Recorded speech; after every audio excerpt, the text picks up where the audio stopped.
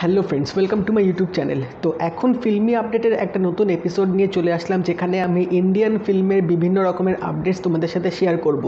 তো ফার্স্ট যে আপডেটটা তোমাদের সাথে শেয়ার করব সেটা হচ্ছে, এখন করোনার জন্য আবার কিন্তু সব যে পেন্ডিং ফিল্মগুলো ছিল সেগুলো কিন্তু ওটিটি প্ল্যাটফর্মে আসছে, এবং সাউথ ইন্ডিয়ান ফিল্মসের বড় বড় কয়েকটা ফিল্ম আছে যেগুলো কিন্তু অলরেডি ওটিটির সাথে ডিল করা শুরু হয়েছে। ফার্স্ট যে ফিল্মটা নিয়ে কথা বলবো সেটা হচ্ছে Shiba কার্তিকেয়ার upcoming most awaited movie, যেটা হচ্ছে ডক্টর।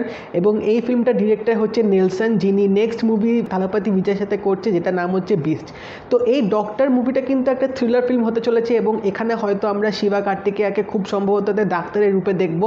তো এই ফিল্মটা নিয়ে কিন্তু বিশাল বড় একটা হাইপ ছিল তার ফ্যান্সদের মধ্যে, কারণ শিবা কার্তিকের ফিল্মগুলো যথেষ্ট ইউনিক হয়।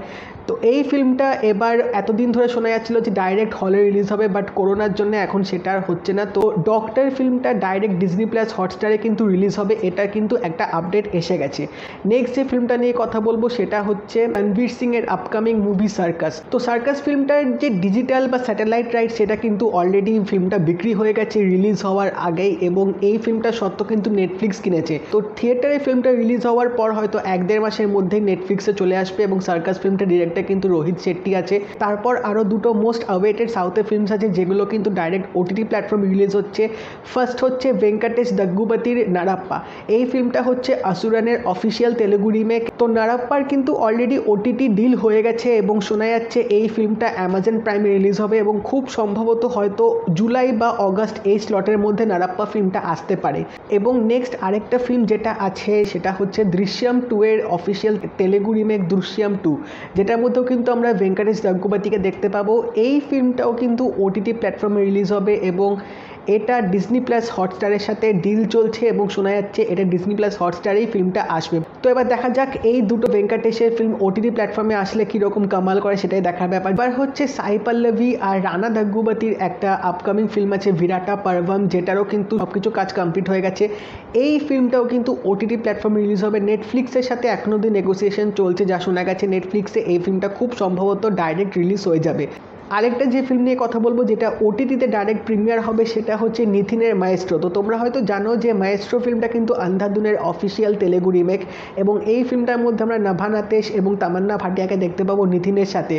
নিথিনের এই ফিল্মটা কিন্তু ডাইরেক্ট ডিজনি প্লাস হটস্টারে রিলিজ হবে, এবং এখন অবধি শোনা যাচ্ছে 35 থেকে 40 কোটির মধ্যে ফিল্মটা ডিল করা হয়েছে।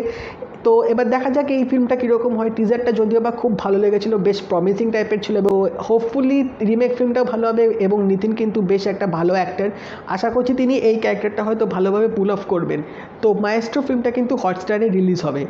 নেক্সট যে টপিকটা নিয়ে কথা বলবো সেটা হচ্ছে হিন্দি রিমেক। তো এখনও অবধি কয়েকটা ফিল্মের কিন্তু শোনা গেছে যেগুলো হিন্দি রিমেক হবে বা হিন্দি রিমেকের জন্য রাইটস কেনা হয়েছে।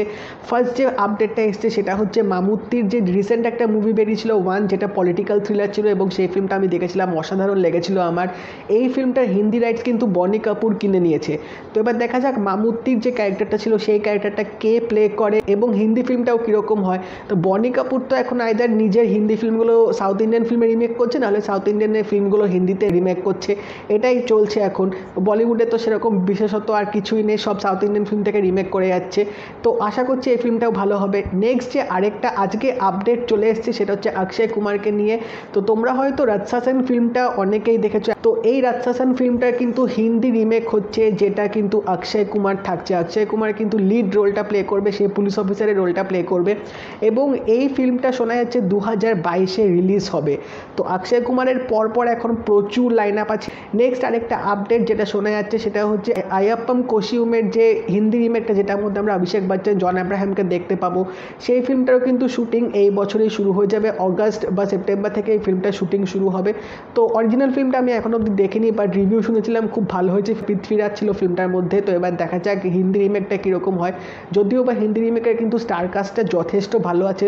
এবার নেক্সট যে আপডেটটা দেবো সেটা হচ্ছে শাহরুখ খানের আপকামিং মুভি পাঠান নিয়ে। তো পাঠানেরও কিন্তু একটা নতুন আপডেট এসে গেছে, যেখানে আমরা জানতে পারছি 4টে কিন্তু টপ মোস্ট অ্যাকশন ডিরেক্টরদের অনবোর্ড করা হয়েছে এই ফিল্মটার জন্য। তারা কিন্তু অ্যাকশন কোরিওগ্রাফ করবে, যেখানে আমরা প্রচুর রকমের অ্যাকশন দেখতে পারবো, hand to hand combat, fighting sequence, অনেক রকমের আমরা স্টাইলাইজড অ্যাকশন সিকোয়েন্স দেখতে পাবো।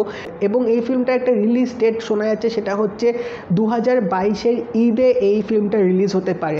ঈদে কিন্তু শাহরুখ খানের এর আগে চেন্নাই এক্সপ্রেস রিলিজ হয়েছিল, যেটা তখনকার টাইমে অল টাইম ব্লকবাস্টার ছিল। তো সেই আবার 2022-এর ঈদে শোনা যাচ্ছে পাঠান ফিল্মটা নাকি আসতে পারে। তো যদি ঈদে আসে তাহলে তো বিশাল বড় একটা ব্যাপার হয়ে যাবে। তো এই ছিল আজকে আপডেট, ভাবলাম তোমাদের সাথে শেয়ার করে দিই। তোমরা অবশ্যই জানিও কোন ফিল্মটা নিয়ে তোমরা বেশি এক্সাইটেড আছো, আর যদি এই ভিডিওটা ভালো লেগে থাকে লাইক করে দিও, শেয়ার করে দিও, চ্যানেলটা কিন্তু অবশ্যই সাবস্ক্রাইব করে দেবে, নোটিফিকেশন বেলটাও কিন্তু অল করে দিও। তাই দেখা হবে পরের ভিডিওতে, বাই।